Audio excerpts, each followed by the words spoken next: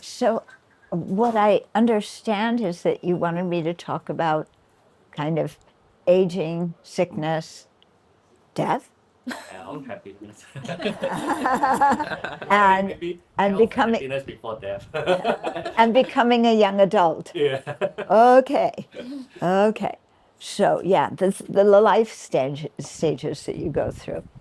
Okay, so I'll talk a little bit about my life because then what I'm saying makes it real, not just theoretical.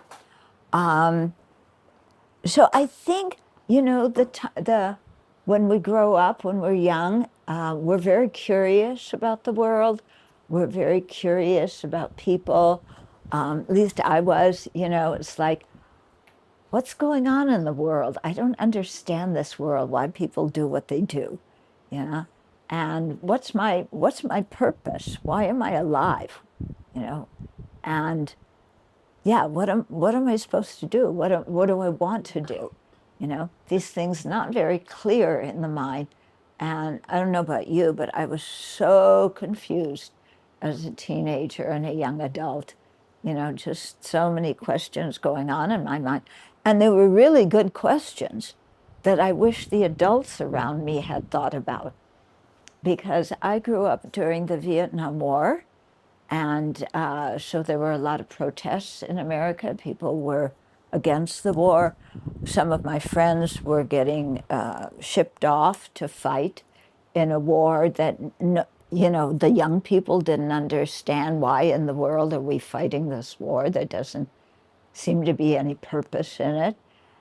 It was the time also there was a lot of race riots in the States. So I was wondering, why do people judge other people based on the color of their skin? Yeah. Why do people not like people because of what they look like, or because of what their religion is, or because of where they come from? It just didn't make any sense to me. And the adults around me, I don't know, they all seem to be out to lunch. Yeah, it's an expression we use. In other words, I yeah. So, the country we grow up in, what's happening historically in the world at that time, that really influences us as we grow up. At least it did me, and really made me think a lot. It was also the time of the hippies and a lot of people starting to smoke dope, to smoke marijuana and take LSD and have those experiences. Because a lot of the young people were saying, yeah, what's the purpose of my life? And, we don't want to just replicate our parents' life. We love our parents, we're grateful to our parents, but that doesn't mean that we have to live our life the way they did. Yeah. It doesn't mean that, our parents have certain expectations of us, but it doesn't mean that that's what we have to do, because that's what we may not want to do. Um, for example, your parents may want you to be an engineer, yeah, but you want to be an artist. Well, what's wrong with being an artist if that's your passion? If you squeeze yourself and you make yourself an engineer, but you hate what you do, what purpose? Yeah. Then your parents say, well, you make more money if you're an engineer. An artist doesn't make as much money. But maybe, as young adults, money isn't our purpose in life. Then your parents go, what? But I worked so hard to earn money so you could have a good life. Why don't you appreciate what I did? Yeah, I see all the parents nodding. Yeah. Yeah, that's how you feel, when your kid tells you they want to go do something else. Yeah. Well, yeah, you worked hard, but you can't control your kid's life. And you know what? When they get older and you get older and they have to take care of you, they can't control your life either. So be glad about that.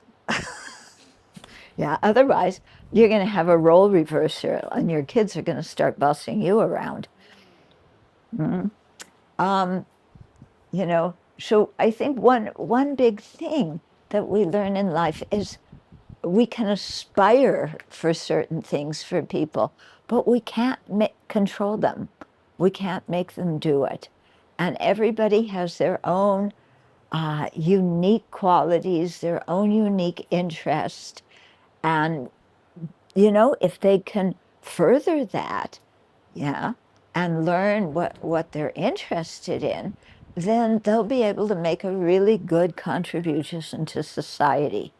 Whereas if you squeeze your kids and make them do what you want them to do, yeah, they're going to be resentful, and the thing, what they have passion for, what they can contribute to the world, they don't have the opportunity to do. Okay, so you might say, yeah, that sounds good, but okay, um, okay. So first of all, my parents, from the time came out of the womb, I was going to college. I had to university. There was no choice about that. Fortunately, I liked school, so I didn't mind going to school. Yeah, to university, and I'm glad I did. But when I finished, I was done. You know, yeah, I could have gone to graduate school. I got my BA. I could have gotten an MS. I could have got a PhD. But that's not what, it didn't inspire me to do that. So I took off and I traveled for about a year and a half. And that was a real eye opener, because I learned not from reading books, but from meeting people. Yeah. So I didn't read about other countries. I went there and I ate their food and I learned about their culture and I learned, you know, about their history. And it was so interesting to me. It was a fantastic education, that time of traveling. Yeah. Of course, it's not what my parents wanted me to do. But, well, okay, she's young, she can go do this. Okay, so I came back, then I went to graduate school. Okay, she's settling down. Finally, she's in graduate school, she has a job, she's working, she's earning money, she's married, okay, finally, and then the grandchildren should come along. Well, I was never much interested in having kids. But, you've got to, right, parents? You've got to have kids. But my mom always said to me, oh, you kids, raising you is really difficult. Just wait until you have kids and then you'll know what I went through. So I didn't have any. Yeah, but besides, that's not why I didn't have any. I just didn't have, I wanted to learn about the world. I wanted to live. Yeah. So I went after I came back and went back to school, got a job.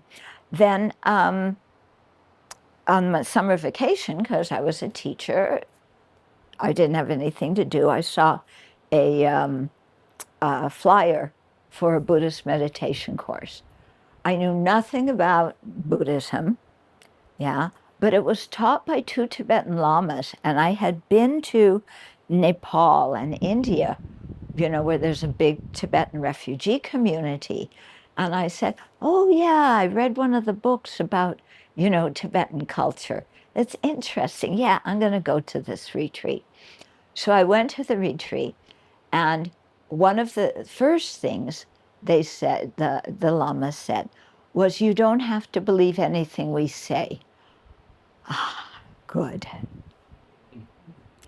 Yeah, because by that time, was so tired of people telling me what I should believe, whether it was my parents, whether it was my Catholic boyfriend, whether it was people trying to convert me or whatever, I wanted to have freedom to think about things myself and decide myself and develop my own intelligence. And so, I did that. I thought about what they taught. I did the meditation practice. The meditation practice really helped me, because combined with the teachings and the meditation, then I really started to understand my life much, much better. What's the purpose in my life? Well, even before I met Buddhism, I knew it had something to do with benefiting other people. I didn't know what, but that's why I became a teacher. It has to be something to, yeah. But then when I started hearing Buddhism, and they talk about developing a mind that can have love and compassion for everybody, and a mind that, wants to serve all living beings equally, it sounded like, wow, you mean it's really possible for me to develop that kind of quality? Because when I was young, everybody said, love thy neighbor as thyself, but nobody did. Yeah. People went to church on Sunday, and then the rest of the week they were, cheating people in business and doing stupid government policies, and they're still doing stupid government policies in my country. Yeah, you know what I'm talking about, huh? So, yeah, so I really wanted to, think about things and experience life. So, after this first course, it was 3 weeks long, I could go back to work, but I had a feeling in my heart, if I don't learn more, I'm going to regret this when I die. And from a young age, I had a strong feeling I don't want to regret anything when I die. Yeah. So I quit my job, went to Nepal where they had a monastery. My parents are going, what's happening to her? We thought she had settled down. She had a husband, she had a job. Okay, he's going with her to Nepal, but still, ah. And then, so I went there, I studied more, I practiced more. I really liked the Buddha Dharma. It just really, it met my needs, and really because it showed a purpose in life. Yeah, be kind. And it showed how to be kind. It didn't just say be kind. It's like, oh, you want to be kinder to other people? You want to get over your anger and resentment? Here, think about this, then think about this, then think about this. There was a whole ordered way to begin to change what you thought and to change your emotions. So I wanted to learn this. And in the process of doing that, I decided I wanted to devote my life to it. So I went back to the States, to clean everything up. And I said, Mom and Dad, I'm going to go back to Nepal and I'm going to be a monastic.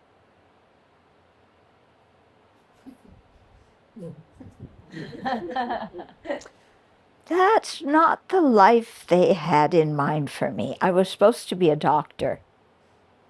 Yeah, I was supposed to be a doctor. My dad wanted to be a doctor, but he wound up being a dentist instead. So I was supposed to be a doctor. And for a while when I was younger, I thought, yeah, a doctor's good. You can help people. But when I met Buddhism, I thought I can help people more if I practice a spiritual path. The help I can give is different, and I think this is the kind of help that I want to give to other living beings. Yeah. My parents is like, you can imagine. Yeah. What do we tell our friends? Yeah, this friend's daughter is a lawyer, this friend's daughter does business, this friend's daughter is a doctor, and our daughter is going off to live in Nepal where they don't even have flush toilets, and she's going to be a what? Yeah, they totally couldn't handle it. Yeah. But I went anyway, not because I was being rebellious, but because I knew that this was something important for me in my life, and I didn't want to lose that opportunity. Yeah. And I also knew that if I lived the life my parents wanted me to live, because I believed in karma, and I believed that, there's an ethical dimension and an ethical cause and effect. And I knew that if I had continued doing what I had been doing before, I would have created a lot of negative karma and caused people problems.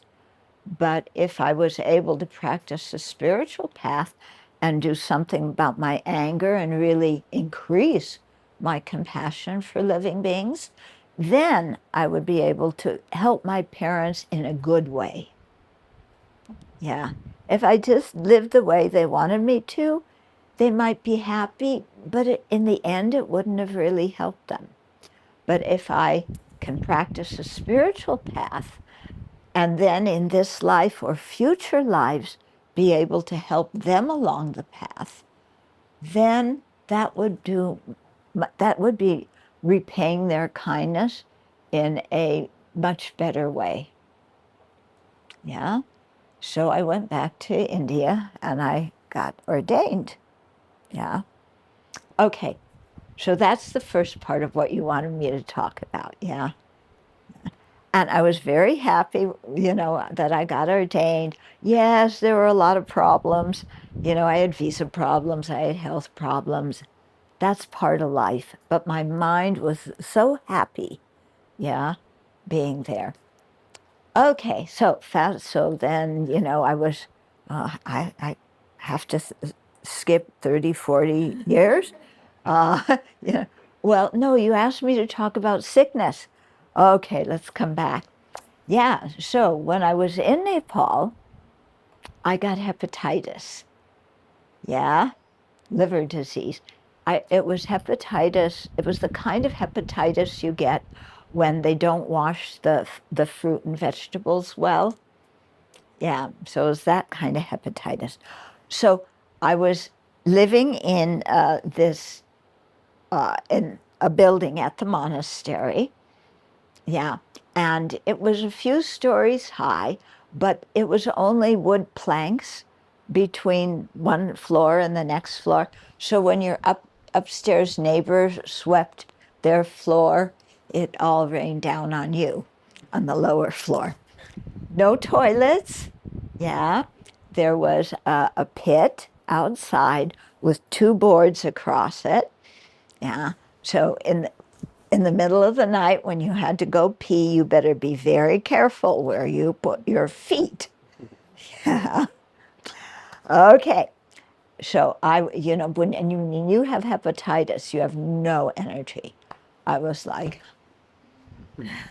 sleeping most of the day. And then somebody came in, one of my friends came in with this little booklet called The Wheel of Sharp Weapons. Okay. And it's not talking about the weapons people use to harm other living beings. It's talking about the sharp weapon is our negative karma. Yeah? When we lie and steal and cheat people, when we talk bad about people behind their backs. Yeah, when we dump our anger and scream at them. Yeah, when we cheat them in business, that kind of negativity. Yeah. So the book talked about, if you do this, then this is the kind of result that you will experience. So what was the result for being very ill? Cause. Huh? I was ill with hepatitis. What was the cause for the result of being very ill? Harming other living beings' bodies. So I thought, well, I didn't kill anybody. But then I thought, you know what my friends did on my 21st birthday? 21 is 21 a big year here when people do? Yeah, like you can drink, yeah, yippee. You can, you can do all these things because you're formally an adult. So my friends took me out, special dinner. We went to a seafood restaurant where you got to choose your own lobster and watch them drop it into the boiling water and cook it. And then that's what they do with, yeah, all these prawns and shrimp and lobsters you eat, they pick it up and drop them into boiling water. Okay. That wasn't too good, but it was my birthday, so, yeah, that was okay. Yeah. Then a couple of years after that, yeah, when I'm traveling. So we're traveling in Germany, yeah, and we're camping. We have a little stove. And we went to the supermarket and got a sausage, okay? So we brought the sausage back. We're going to cook it. So I start to cut it in pieces, and blood comes out. Germans have this thing called a blood sausage. And it hit me. I'm eating somebody else's body. Yeah. When it was the lobster, I didn't think about it. Now it was so obvious I couldn't ignore it. I'm eating somebody else's body. I wouldn't want anybody to kill me and eat my body for lunch. So that's when I became a vegetarian. It was before I met Buddhism. But just, being hit with, yeah, somebody else lost their life so that I could have lunch. No, I'm not going to do that again. Okay, so I became a vegetarian. Later, when I went back to the US, stayed at my parents' house. My mother said, "You're a vegetarian? What are you going to eat? What am I going to cook for you?" I said, "Mom, there's a lot of food that you can eat that's not meat, and she knows how to cook very well, those other things." Okay. Then a few years later, my brother, who became the doctor, yeah, and he had kids, so now my parents are happy. Our son's a doctor, we have grandchildren. Yeah, they were happy until one of their granddaughters bit my mom. She was like 2 or 3 years old. And my mom was saying, "Sit still." And Lisa went, "Oh." Yeah, great. So they were happy. Then I had a younger sister. Yeah. So she got married too. She eloped. Not so good, but she's married. And she had kids. Ah, good. It's only our oldest daughter who's really a flake. She's a flake. What did we do wrong with her? Well, they thought they had done something wrong with me. Then years later, I'm living in other countries, serving at Buddhist centers, and then slowly I start to teach. So I came back to visit my parents, and some people had asked me to go on a tour, a teaching tour to give talks about Buddhism. So then my sister says, "Oh, Mom is really proud of you now." Yeah, I heard her tell her friends that when you fly into town to give a talk, that people pick you up at the airport. Mom was really impressed by that. Okay. Yeah. So gradually, my parents became okay with what I was doing. They were seeing that other people appreciated it, that I was making a contribution to society, that I wasn't starving, yeah, and that I was happy. And when you have a child, what more could you wish for than that they're happy? Yeah, even if they're not becoming your ideal of what they should be and be miserable, they're able to make good, they learned how to make good decisions. You taught them well, yeah.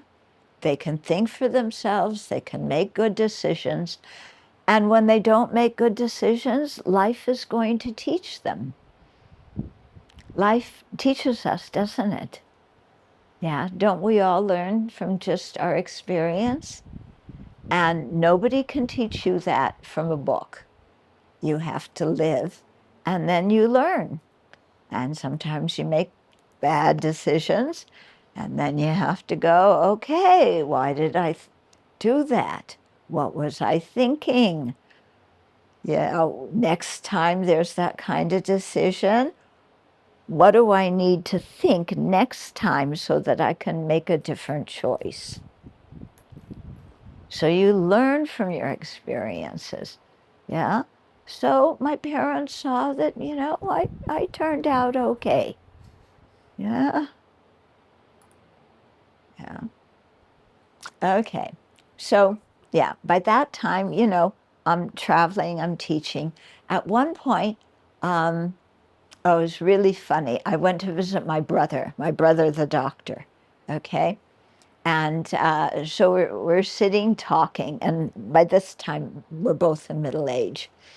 And my brother says to me, because I'm a nun, I don't have a lot of money, and yeah.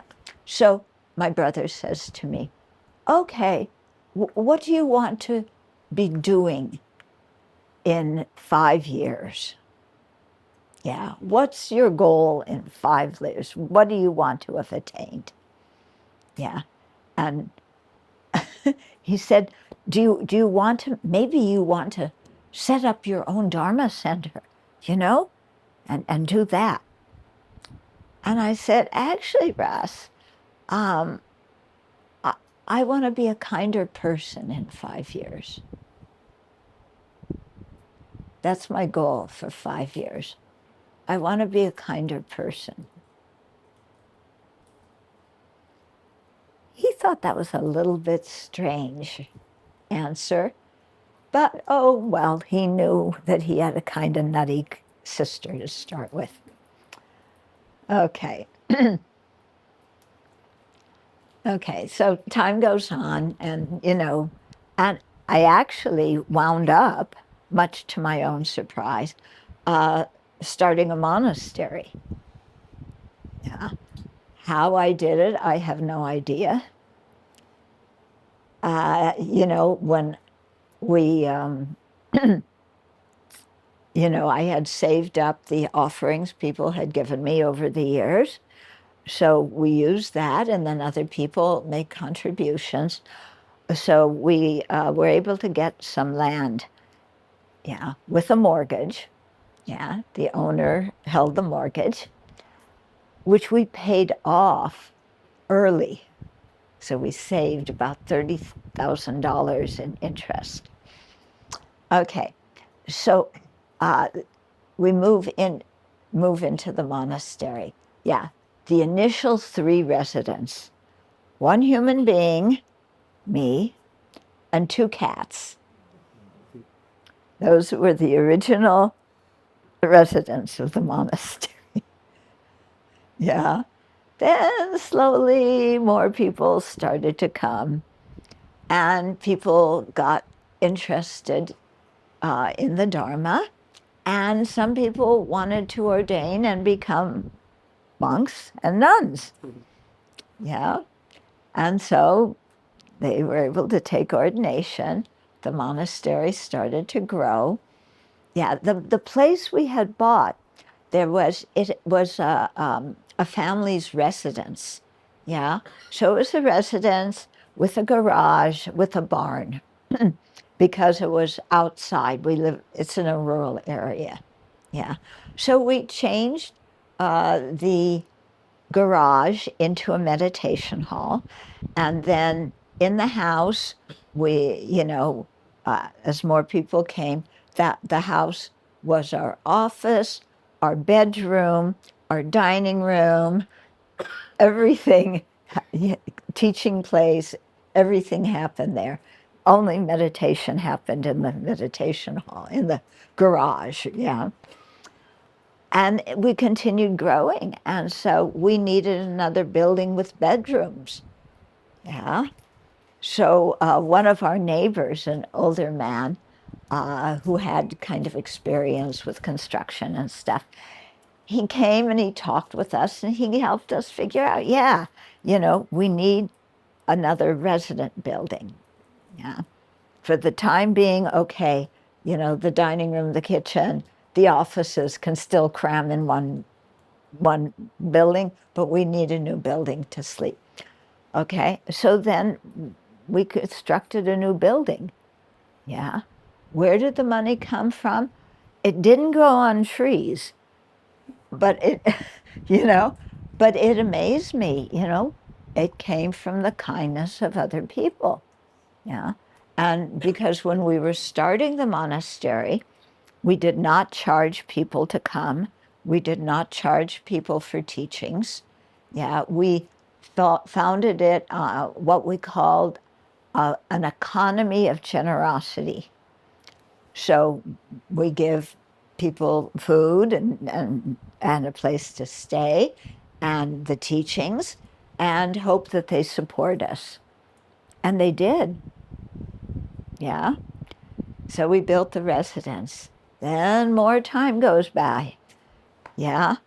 Well, having the offices and the kitchen and the dining room all in one building is not working anymore because there's too many people.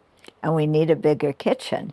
And we need a dining room that also doesn't double as an office. Okay. So we have to build another big building. Same thing, yeah. We do that. Good. Okay. So that building had a commercial kitchen and a big dining room, and then downstairs more bedrooms because more people were coming. They were ordaining. We needed more rooms. And then we were having guests come to stay with us. Yeah. Okay. Then more time goes by. The meditation hall is getting crowded. Yeah. More people are coming. We need another building with a bigger meditation hall. So we built what was called the Buddha Hall. Did you bring pictures? So you can see the pictures later. Yeah, but it was a big building. Yeah, and we just finished it. Well, almost finished. There's still a few details. Yeah, but we signed substantial completion with the contractor. Yeah. So in this whole process of starting the monastery, yeah,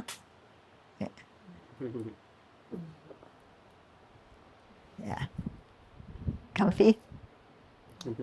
No, I understand too. My legs really hurt. Yeah, I have problem with my legs. I understand. So, where was I? We were Substantial completion. substantial completion. Oh, yes. So in the process of building the monastery, okay, I had to ask my parents for advice. Yeah, because when we bought the land, I didn't know what escrow was.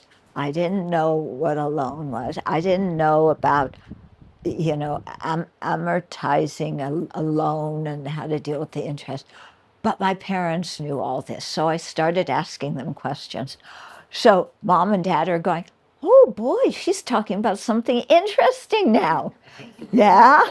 Wow, we can talk to her, about, yeah, this is how the loan works, and here, how's the interest. And I'm going, wait a minute, we paid interest. Why are they the next month charging us more, interest on? Okay, so they explain all this stuff. So then, as the monastery is getting bigger, we're building more buildings. Then my dad says, oh, my daughter is the CEO of a monastery.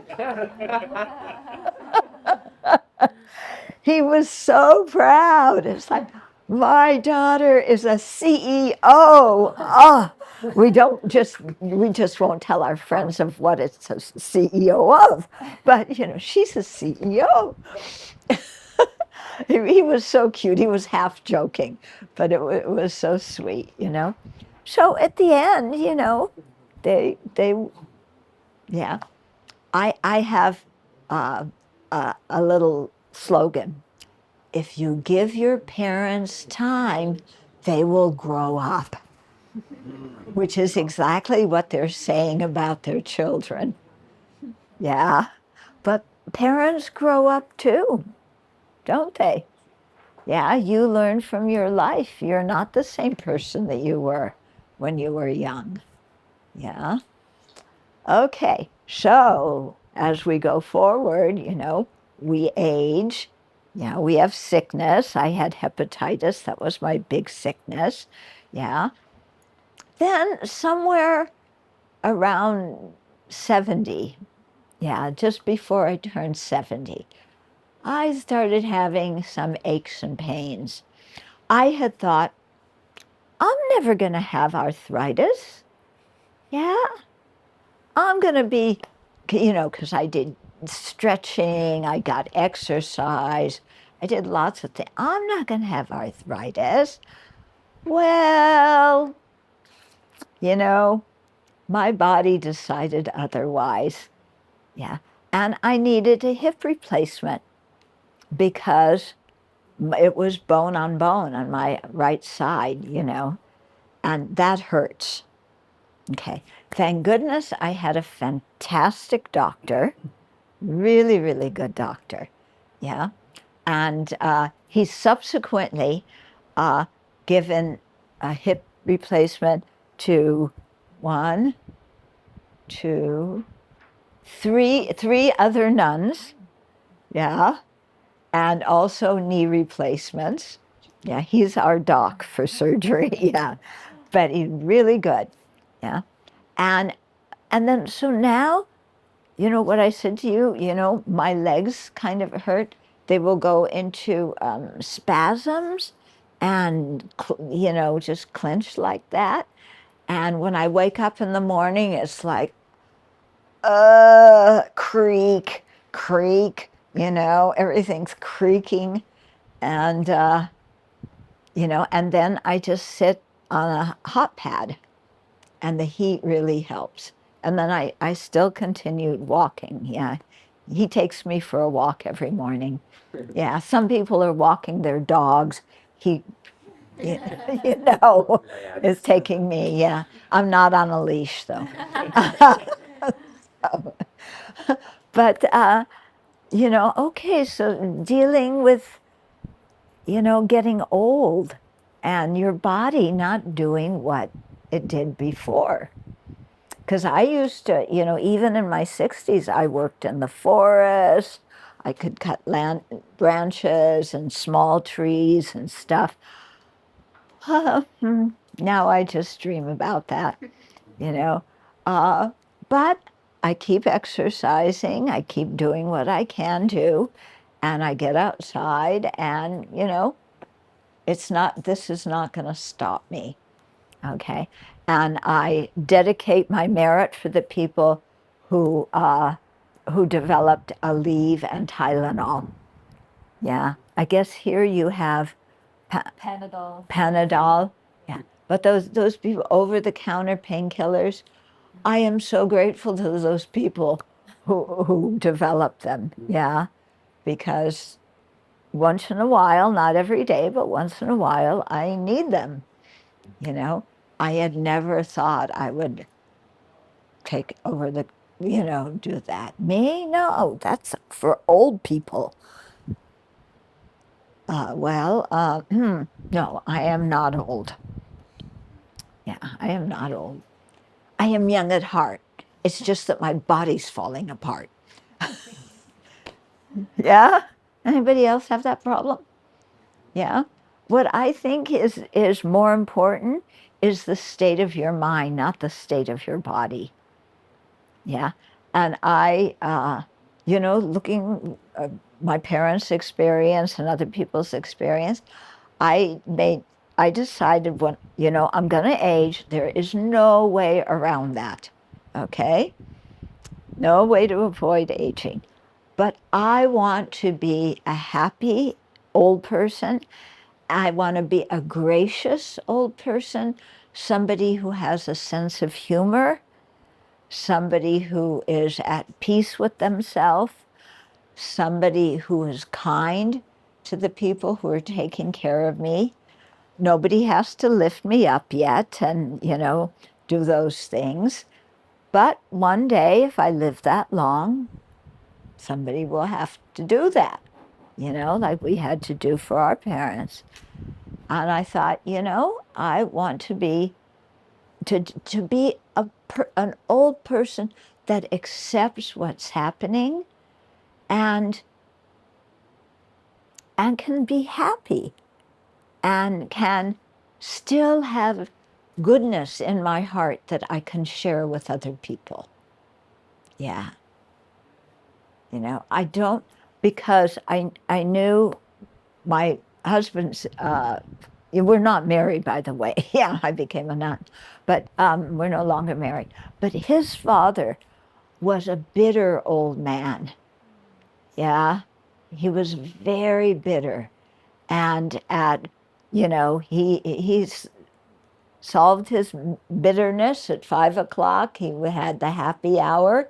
He couldn't go out, but he stayed home and he would have a drink and then kind of scream at his adult kids. Yeah. I was very kind to him. He and I got along well.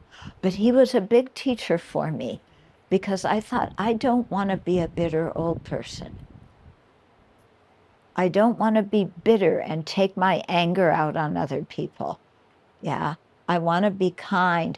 I want to have learned from life so that when young people come to talk to me, I can share what I've learned in my life so that I can encourage them to find their own special talent and see what it is that really gives them eagerness to learn and what they can contribute to the world. When people come to me, I want to encourage them to discover that and then to give to the world, to be compassionate, to be loving, yeah, to have good relationships. So that's what I'm trying to do as I age. Okay, now you can ask these two how I'm doing. Really? They're forgetting how much I complain. I complain. No, I think I complain. Oh, you're blind. No. You see me perfectly. I'm perfect. No, it's been a process, but right now, maybe 2 years ago. Yeah. Yeah, life is an education. Yeah. And I used to complain much more. But now I know, okay, complaining does me absolutely no good. Doesn't change anything except make people mad at me. And then I complain more. Why are you mad at me? I didn't do anything. You didn't. Yeah. You're mad at me. Your anger is bad. Yeah. No, it's my anger that's the problem. Yeah, why do I complain? Because, there's some anger behind it. I want to control other people. I want to make them be what I want them to be. I want to make them do what I want them to do, So everybody in the monastery has different jobs, yeah. But sometimes they make mistakes. No, I can't. Doesn't do any good to get angry. Just relax. This is not a world tragedy. Whatever I am angry about is some teeny tiny blip. It matters. I'm the only one who's angry about the things I'm angry about. Yeah? There's over 7 billion human beings. Why am I only focusing on one human being, me, and what I don't like? Yeah, that's not very democratic, is it? Yeah. So I practice having a bigger picture. Yeah. The things that bother me are just very small. Yeah. And a trick I learned to do when I'm angry today is I think, okay, today's what, December? Christmas. Christmas 25th. Okay. So 1 year ago, because we have complaints every day, right? Yeah, we complain about things every day. So 1 year ago, December 25th, 2024, what was I complaining about that day? Do you remember? I don't remember what I complained about 1 year ago. I complained about something because I complained, but I don't even remember it 1 year later. I think you were complaining about the Noel Dam show. Probably. It was 1 year ago in Singapore. I must have made some mistake. Sorry. Just my bet. Yeah, but whatever I complain about, it's some tiny thing. Why do I have to ruin my own joy by complaining? Yeah, and like the world, I expect everybody to do and say and think like I want them to act and speak and think. That's very stupid of me. I can't control everybody and make people do that. Yeah. So it's like, relax. Relax, Okay. So then in the car driving over, we were talking about worry, okay, anxiety. He said, why am I so anxious? And I said, because you're Singaporean. Yeah. So she was the first Singaporean who ordained at the Abbey. We have now 3 Singaporean monastics. She was the first one.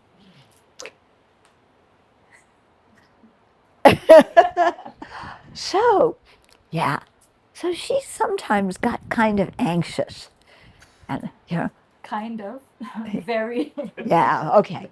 Gosh, she said it, not me. She got very anxious. Oh, we got to do this, we got to do this, we got to do this, and we have to do this, and why is this? And it's like, oh, please, just relax. Yeah, relax. And she goes, what's that mean? Yeah, yeah. Anxiety does no good. Yeah, because anxiety brings on your worry. What's going to happen here? What's going to happen there? I don't have children to worry about, but I worry about the cats, And I worry about the disciples too. Yeah, I worry about what's going to happen. This one. We have 21 monastics now. No, 22 monastics now, Oh, I have more kids to worry about than you have. Okay?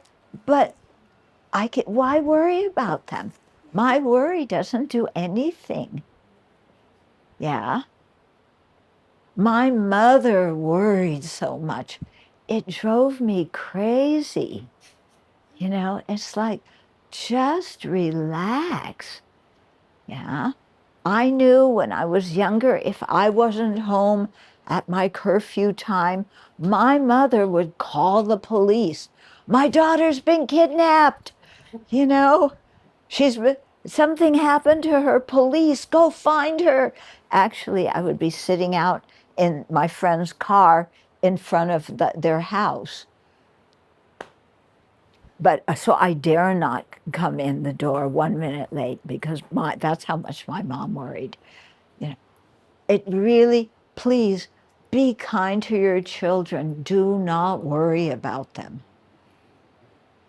Really be kind to them. Your worry just makes them stressed and they don't like it, and your worry will make them stay away from you, because every time they come home you're interrogating them. What are you doing now? How much money are you making? Did they give you a promotion? Yeah. You know, you're just interrogating them. Now, of course, you mean well. You know, you love your kids. You want them to be happy. But they're going to find happiness in their own way. And they may not want to do the profession that you want them to do. They may not want to have children when you want them to have children. Yeah? The more, you know, we have one friend whose in-laws, yeah, how come you aren't pregnant yet? You know, come on, when are you going to have, we want grandchildren. All of our friends have grandchildren. We want grandchildren too. Yeah. You know, did you ask for a raise? Is your boss going to, you know, give you more money? Yeah. Why are you going on holiday and spending so much money? Just, you're going to drive your kids nuts because you become an interrogator. You're interrogating them and they don't like it. Yeah. Just as you probably didn't like it when your parents interrogated you. Yeah. I have friends who, you know, who are parents now. And, you know, we all thought when we were younger, they tell me, we will not say to our parents what our parents said to us. Our kids. Yeah, we will not say to our kids what our parents said to us. And then they say, but what comes out of my mouth is exactly the same thing my parents said that I didn't want to say to my kids. Uh-oh.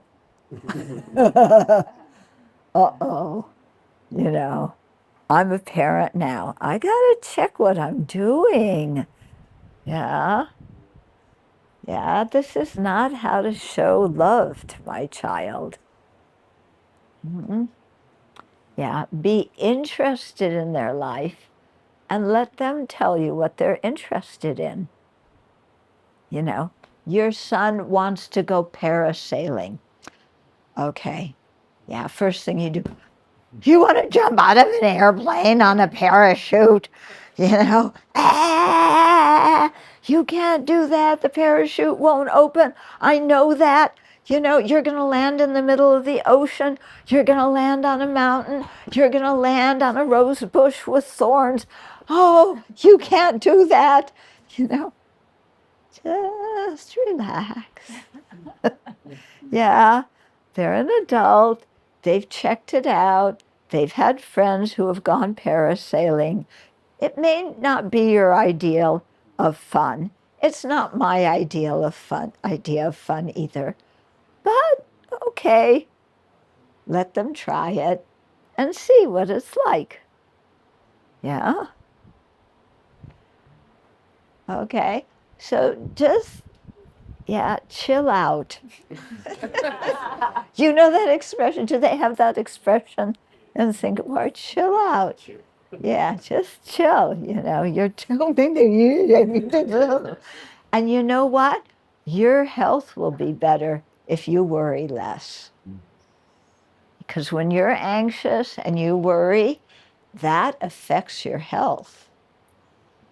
Yeah, because your whole body is on alert like this. Yeah. So if you worry less, you were good parents. You brought your kids up well. You taught them good values. You know, this is what I had to reaffirm to my parents, you know. Yeah. You taught me good values. You gave me a good education. I'm very grateful, you know. And what I'm doing in Buddhism is going further with what you taught me. It's not disregarding what you taught me. It's taking another step.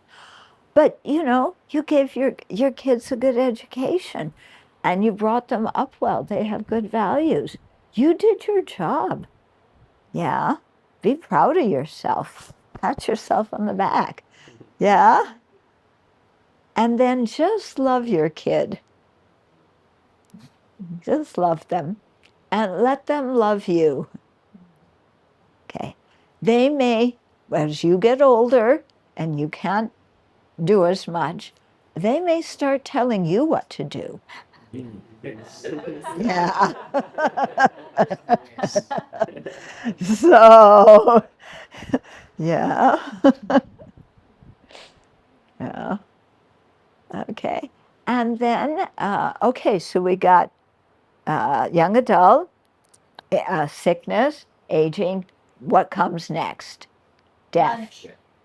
What? Lunch. Lunch. Oh, lunch. I forgot all about lunch. Okay, maybe we should have lunch. How was lunch? Great. And you know what? It's over now. So all the happiness I had from eating lunch is gone. Yeah? Our happiness in life is like that, isn't it? We make a big deal about it. We finally get it.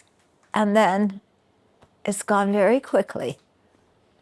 So this is one of the reasons why in Buddhism, in Buddha Dharma, we say that attachment leads to disappointment. Yeah, because when we're attached to something we really wanted, I have to get that, give me, ooh, and you get it, and then it's never as good as you thought it was going to be. Yeah, or you have to separate from it, or it breaks, or whatever. Yeah, so that's why we try and dampen our attachment, our clinging, our craving.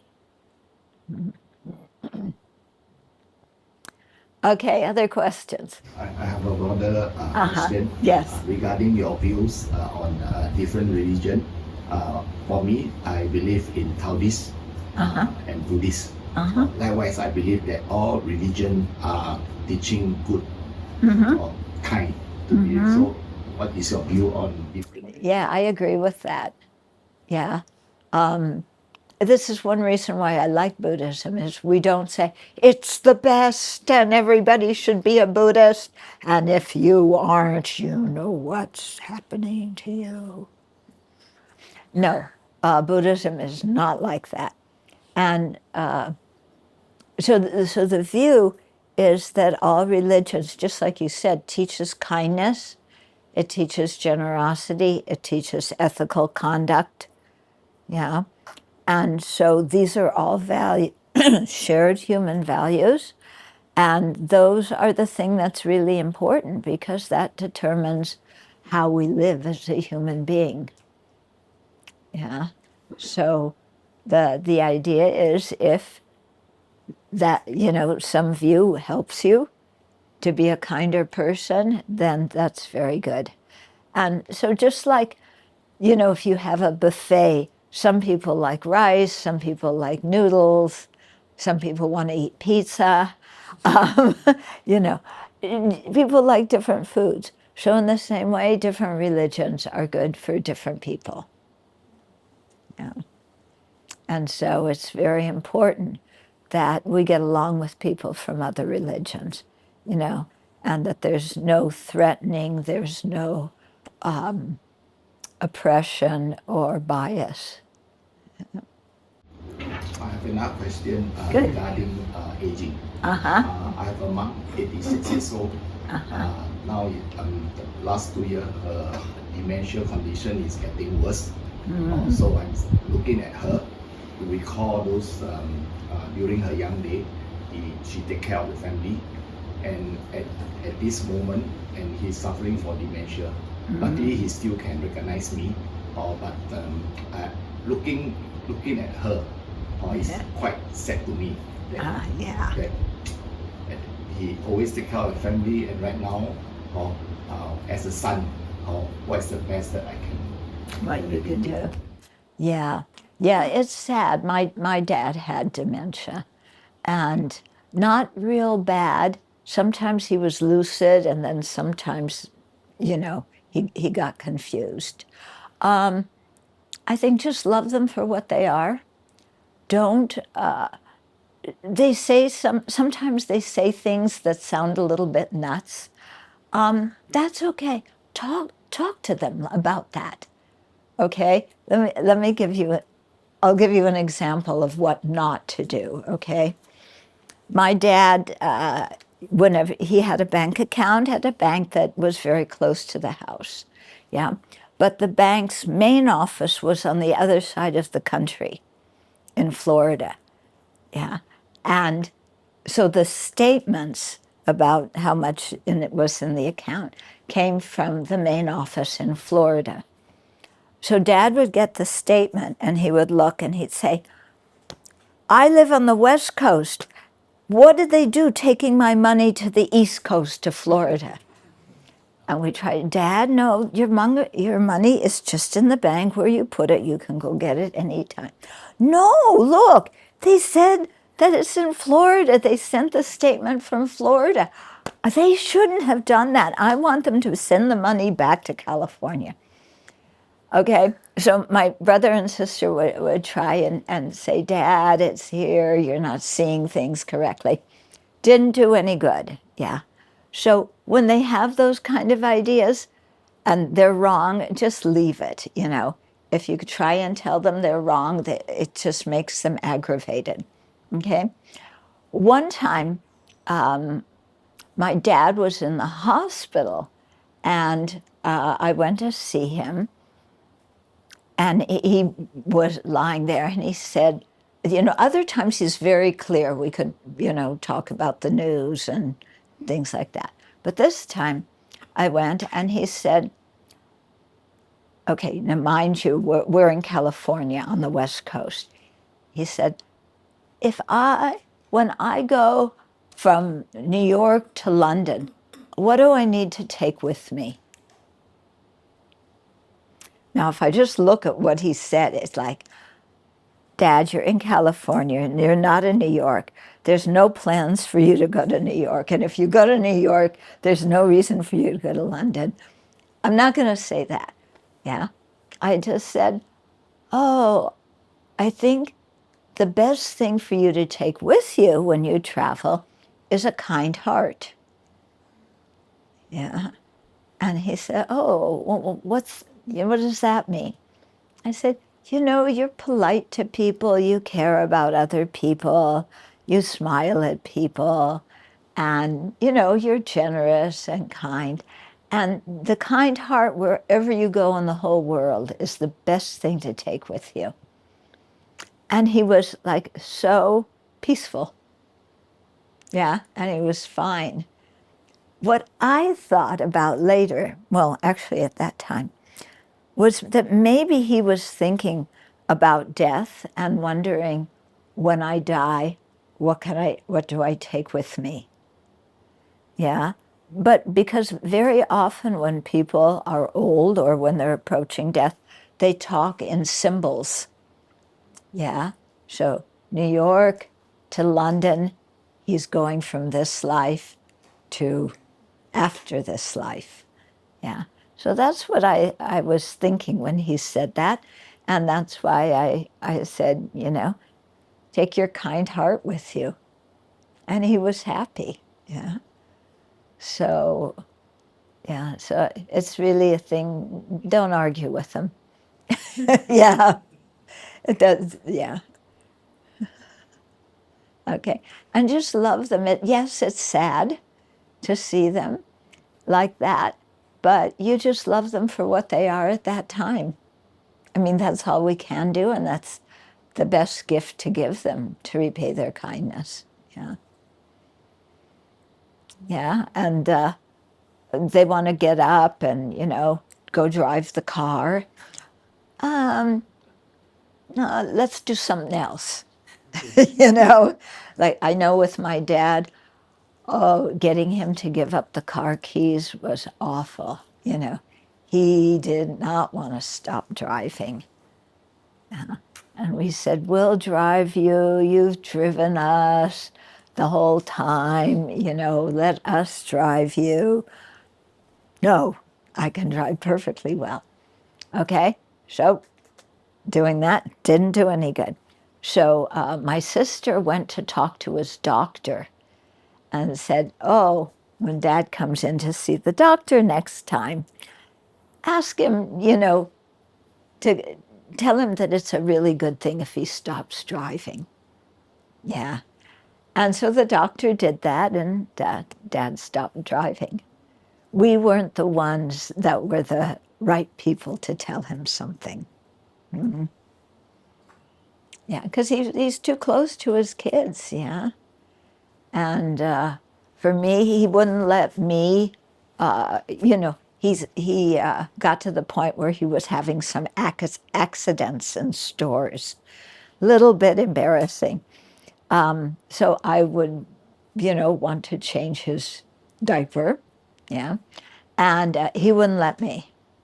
But he would let my sister. But he wouldn't let me. He would let my friends when they came, but he wouldn't let me, Or I wanted to help him get in the car, and he wouldn't let me do that, but he would let my friends help him get in the car. So, yeah, I didn't take that as a sign that he didn't love me, because that I knew that wasn't the case. Yeah.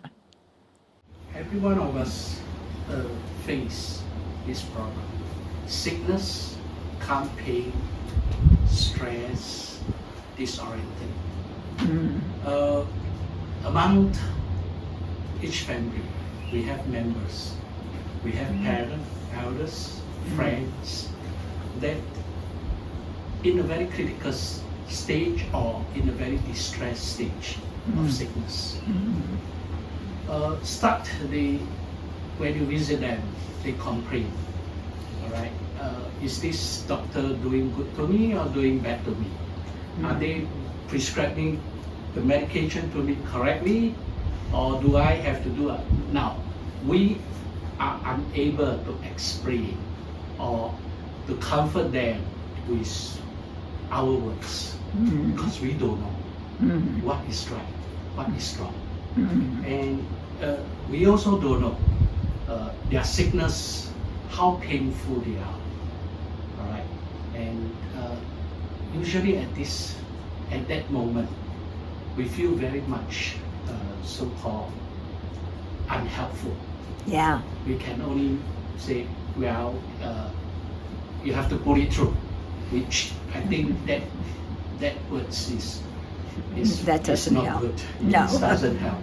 So every time when we face such a situation, something we ourselves brought into that stress. Yeah, if we get stressed and we worried, then they're going to pick up on that. Correct. And that's going to make them more stressed and more worried. I think the best thing to do is to say, you're at a good hospital, you have a good doctor, yeah, your doctor is wise, they have experience, and they are seeing your condition, and doing what they think is best. They care about you. Yeah? Yeah. When my mom, right before she died, she was always in and out of the hospital. But at one point she was going in again, and she said to my sister, am I going to die now? And, we had been expecting her to die for a while because she was in and out of the hospital. And my sister said, Mom, the doctors are going to do everything they can so that you can continue to live. And that just settled her mind. She did wind up dying at that hospital visit. Yeah. My brother, the doctor, wanted her to have more tests, stick more things in her, to take more tests. She said, leave me alone. And then we left her alone. Now, in the reverse way, let's say I'm the patient now. I'm suffering, I'm having pain, very stressed and disoriented. I have very wild thinking. Okay, how can an individual in that condition, all right, to calm themselves down, to be able to so-called lighten up their thinking and let things be a self so-called consoling and to ease the pain. So I think the main thing there, if you're the patient, is depends on what you've done when you were alive. You have to learn how to calm yourself now. Yeah? And be able to say, like if you're getting angry, okay, that's anger. Anger doesn't help me, doesn't do any good. This is not the most important thing in the world. Yeah, I can relax and just let things be. And if you practice that while you're alive, then you're making a habit of it. So then there's better chances when you're old and a little bit disoriented, you fall back to what you're habituated to instead of falling back to the anger that you're habituated to. this is what I'm trying to practice, right? To look things at a broader angle in a different direction and to come into the inner peace. But this teaching is only to ourselves. It is very difficult to pass on to family members, to siblings, even to the person that's sleeping beside you. It is difficult. Yeah, that's why you go to Dharma teachings when the teacher is explaining anger, you poke your spouse and say, listen. Okay. And then she pokes you back and said, you listen. Yes. Yeah. No, we have to learn the techniques for how to change our perspective so that we don't get angry, or if we get angry, we're able to let it go. Okay, so we don't have so much time together now. If you go to my website, I've given a lot of talks about anger. You can find something. Also, the Dalai Lama's book, Healing Anger. Yeah, my book, Working with Anger. Yeah. And the thing is, when you read the book, you don't just say, yeah. or say, oh, yeah, that sounds good. Yes, but it's impractical. I can't do that. Next one. No, that one doesn't work either. Next one. No, I don't agree with that. Because my anger is right. When I am angry, I know how things should be. And that person is just being combative and uncooperative, and I've got to tell them to straighten up and get off my case and do what I want. Right? Yes. Yeah. I am right. Always right. Ah. Yeah?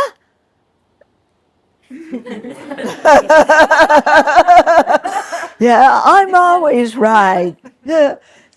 But what you have to learn is when you start really looking at the reasons why you're angry,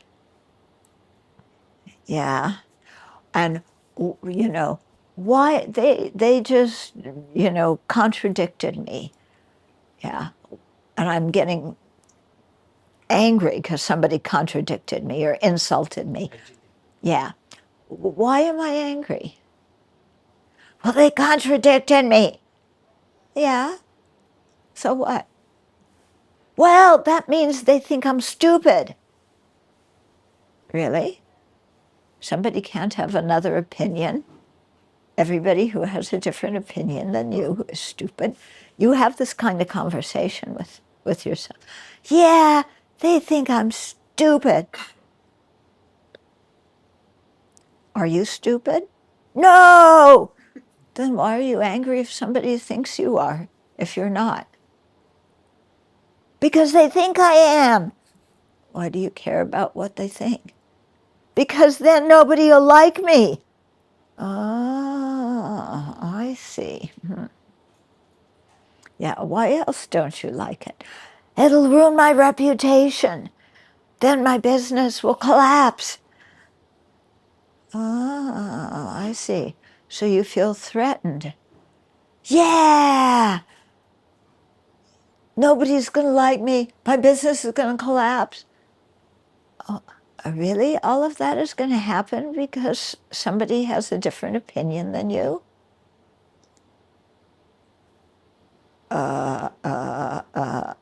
Well, maybe a little bit of it will happen, But you start having a discussion, and question yourself about, your whole view.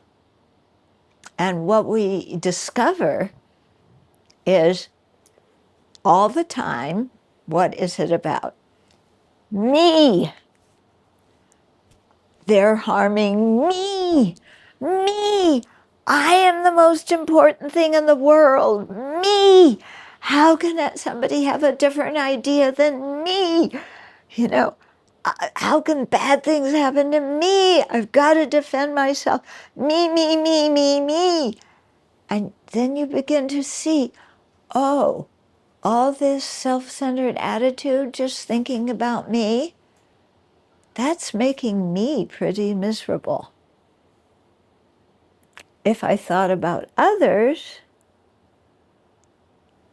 and broaden my mind to what other people are experiencing, yeah, and stopped being so self-preoccupied, stop being so worried about myself and making up horror stories about all the terrible things that are going to happen to me and my family because somebody likes food that I don't like. They have a different opinion than me, Then you start to realize, okay, I've got to maybe broaden my view of the world here.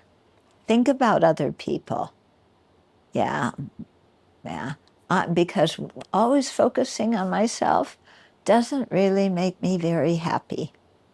Makes me exaggerate every small thing that happens to me and making it a big deal.